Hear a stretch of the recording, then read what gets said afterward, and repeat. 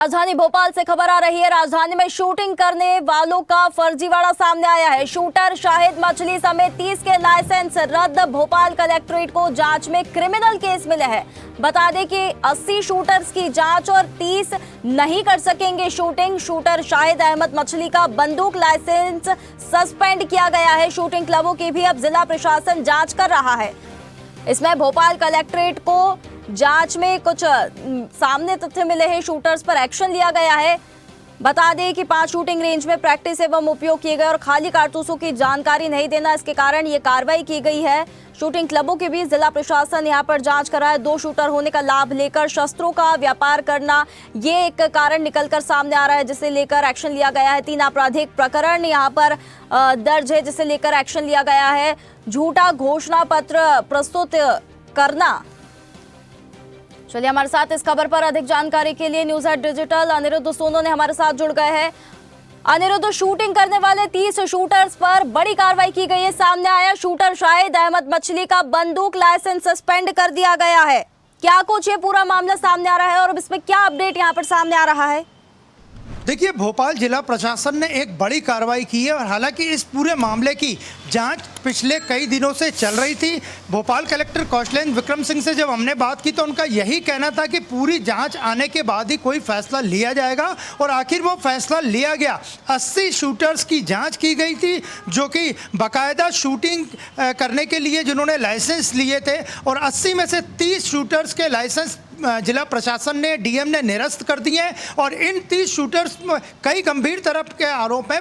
5 मुद्दों पे जिला प्रशासन ने ये जांच की थी कि वेपन्स क्यों लिया गया है, उसका उपयोग क्या हो रहा है, कोई क्रिमिनल रिकॉर्ड तो नहीं है, इंटरनेशनल नेशनल प्रतियोगिता में ये जाते हैं कि नहीं, और इसके अलावा नियमों को पूरा मानते हैं कि नहीं। 5 पॉइंट्स पे पूरी जांच की गई थी। और सबसे बड़ी बात है, जिन 30 लोगों के लाइसेंस निरस्त हुए हैं उनमें से किसी ने भी इन 5 मापदंडों का पालन नहीं किया। और जहां तक बात करें तो इन जो लाइसेंस निरस्त हुए हैं उसमें शाहिद अहमद भी शामिल है जो कि मछली गैंग का सदस्य है। शाहिद अहमद ने बाकायदा 3 वेपन्स ले रखे थे, जिसमें एक रिवॉल्वर थी, एक सेमी ऑटोमेटिक गन थी और एक राइफल थी।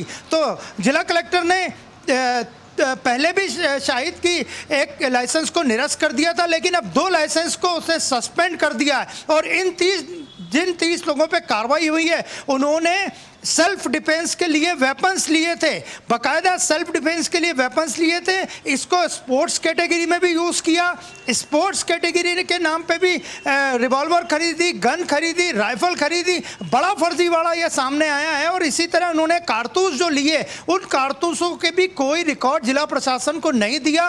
बड़े पैमाने पे इन गोलियों का इस्तेमाल क्रिमिनल एक्टिविटीज़ में भी हो सकता था। जिला प्रशासन को ये संदेह था और कई लोगों यही सबसे बड़ा सवाल खड़ा होता है। लगातार जो मछली परिवार है वो लगातार जो सवालों के घेरे में आया है, उनके ऊपर कई आपराधिक रिकॉर्ड, हमने कई मामले यहाँ पर अलग अलग तरीके के मामले यहाँ पर सामने आ रहे हैं।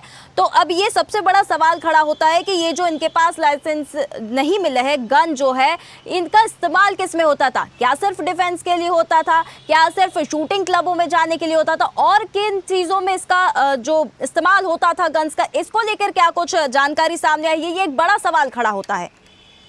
देखिए, भोपाल पुलिस भी जांच कर रही है कि जो ये गन्स ली गई थी इसका इस्तेमाल क्रिमिनल एक्टिविटीज़ में तो नहीं होता था। और जहां तक बात करें तो शाहिद अहमद और शाहिद मछली बाकायदा इसका आपराधिक रिकॉर्ड भी है। ये प्रॉपर्टी का काम करता है, प्रॉपर्टी खरीदने बेचने का काम करता है, प्रॉपर्टी ब्रोकर का भी काम करता है। तो शाहिद मछली पे पूरी कार्रवाई की जाँच शुरू हो गई है कि इसने इन वेपन्स का इस्तेमाल कहीं किसी को डराने धमकाने या मारने में तो नहीं किया। इसके अलावा जो शूटर्स ने कारतूस लिए थे, बड़ी पैमाने में पुलिस को जानकारी मिली कि इन कारतूस की स्मगलिंग की गई है और इन्हें अपराधी तत्वों को बेचा गया है। तो अभी भी इस मामले की जांच जारी है, लेकिन 30 लोगों के लाइसेंस भोपाल डीएम ने निरस्त कर दिए हैं, जिनमें शाहिद अहमद यानी शाहिद मछली भी है जो कि Bhopal drug and racket love जिहाद रैकेट के जो सरगना है शारिक अहमद, उसका रिश्तेदार बताया जाता है। तो बड़े पैमाने पर जाँच अभी भी जारी है, लेकिन 30 लोगों के गन के लाइसेंस निरस्त कर दिए गए हैं।